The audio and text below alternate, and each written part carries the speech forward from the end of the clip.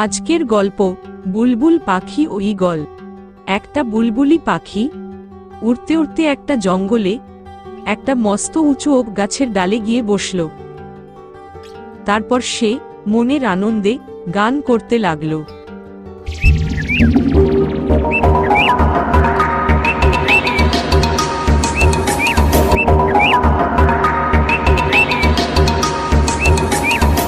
ওই জঙ্গলে একটা বাজপাখি থাকত। সেদিন বাজপাখিটার কোনো খাবার জোটেনি। সে বুলবুল পাখির গান শুনে বলল, আজ তো কিছু দেখতেই পাচ্ছি না, ভীষণ খিদে পেয়েছে, কি যে খাবো।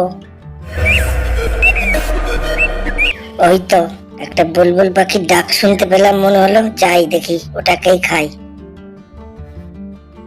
তারপর বাজপাখি বুলবুল পাখিকে এক ছো মেরে ধরে ফেলল।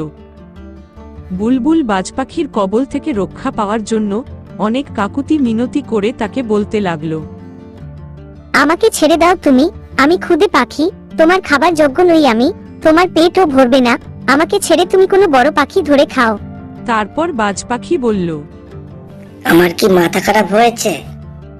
যে খাবার আমি চোখের সামনে দেখছি না, তা খাবার আশায় আমি হাতে পাওয়া খাবার ছেড়ে দেব? আমাকে কি বোকা পেয়েছিস বুলবুলি? উপদেশ হাতে পাওয়া জিনিস কখনো ছাড়তে নেই। এই ধরনের শিক্ষামূলক গল্পের নোটিফিকেশন পেতে হাবড়া কিডস টিভি চ্যানেলকে সাবস্ক্রাইব করো এবং একটা লাইক দিয়ে বন্ধুদেরকে শেয়ার করে দাও।